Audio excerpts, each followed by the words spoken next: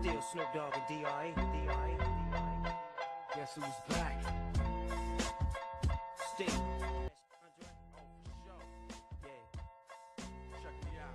What is African American vernacular English? It's a variety spoken by some African Americans. And who is African American? A person of African descent, born in and a citizen of the United States, whose U.S. ancestry dates back to the enslavement era. For example, Black Americans as distinguished from a Jamaican, Haitian or other diasporic African. But at what point is a speaker of African American vernacular English? Not all African Americans speak African American vernacular English. At some point in their lives, in one context or another, some 90% of Black Americans speak Negro. According to an estimate by Dillard and Bowe, 80% only use the non-standard form in everyday conversation, while 10 to 14% are bidialectal and 6 to 10% only use the standard form. The majority of African American English speakers are younger African Americans, lower working class background, urban areas, and informal contexts. African American grammar distinguishes itself from the non-standard form. Grammatical dialect features are often considered bad grammar or uneducated by lay people, but are an integral part of a dialect. There are unique and general vernacular features. Let's start with unique features. The first one is the absence of copula B. Instead of saying she's pretty, they say She pretty. or instead of saying they are going to church now, they say They going to church. Another unique feature is the habitual be. It's used for describing regular and usual activities and states. For example, I never be late for class. I'm usually never late for class. Or she be walking to the store. She always walks to the store. The difference between absence of copula be and habitual be can be seen in the following example. In our case, the coffee be cold signifies that the coffee is usually cold, versus the coffee cold indicates that the coffee is cold right now. These features are generally misunderstood by non-linguists and often used in denigrating jokes or stereotyping. Here's a short example regarding communication problems. Where is Mary? She not here? She's never here. Yeah, she be here. Where? You just said she wasn't here. Another feature which causes confusion with non-vernacular speaker is stressed been, which is not the same as the regular past participle been. It's an spectrum marker which indicates remote phase.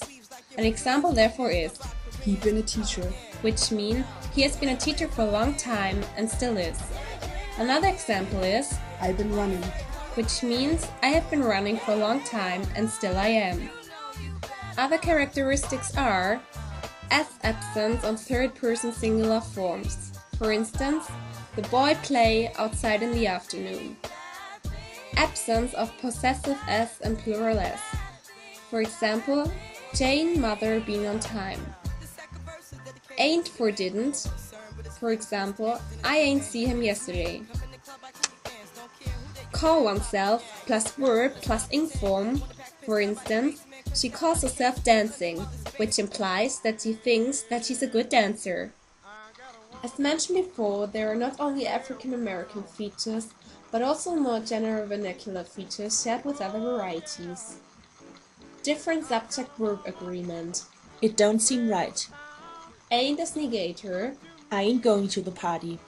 Multiple negation. I don't want no milk. Repetition of the subject-noun phrase. The boys, they like to play basketball.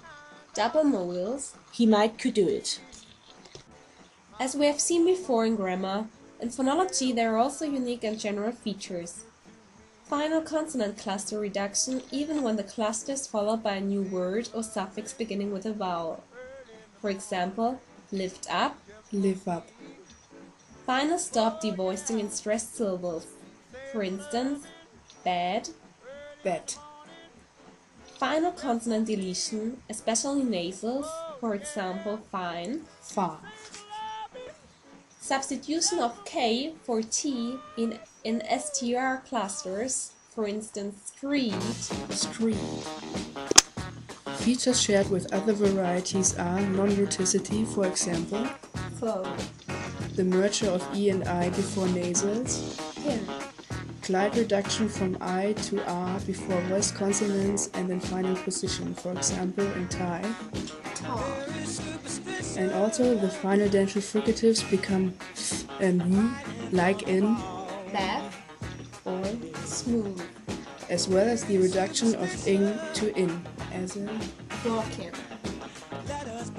Another general vernacular feature is the different realization of ing and ing as in thing, and moreover the fricative stopping before nasals, for example isn't becomes in. Other phonological characteristics of African American vernacular English are distinct rhythm of speech, more varied intonation, higher pitch range, and the use of falsetto. Now let's partly talk about vocabulary. This is the structural area with the fewest differences from other varieties. Linguist Rickford and Rickford once stated, "One of the most fascinating features of black vocabulary is how sharply it can divide blacks and whites and how solidly it can connect blacks from different social classes." Some general remarks about African American vocabulary are that there is not just slang, it reflects African American history, church, black music, and African culture in general. There are words with African origin and meaning and form, for instance, dig, which means to appreciate, pay attention, or to understand. It descends from the African language Wolof, in which the word diga exists with the same meaning. There are also coinages like heffel, to rob or steal, or heim, which is the same as job or slavery. In African American vernacular English, they also make use of already existing words. They semantically change or are used metaphorically, like the words cool, chill, from Jump Street, 24/7, or uptown. To sum up all we've talked about so far, you'll see an interview with 50 Cent on the George Lopez Show. If you pay attention, you will recognize a lot of the African American features. Enjoy! Gangsters think about what's happening with Tiger. Well, I think we all want to know. I guess, Tiger is, it's interesting, like when you pick your woman in Perkins. You know what I'm saying? That's why you get told on. Like, what she tell is not really her fault. Like, especially when you ain't give her nothing and she in Perkins. Yeah, there's no respect. I guess a fear factor. You need a little bit of fear there. Like, a woman need to feel like maybe he gonna snap. So I ain't gonna say that, maybe. Right. You know, because Tiger ain't no fear. Like, they be like, yeah, and he left a message on my phone. He said he loved me, and he was going to leave her. Yeah, he's going to leave her. He said, yeah, it's Tiger, baby. I was trying to get my free call a little later on. If you could call me back. Like, damn, like, that's like...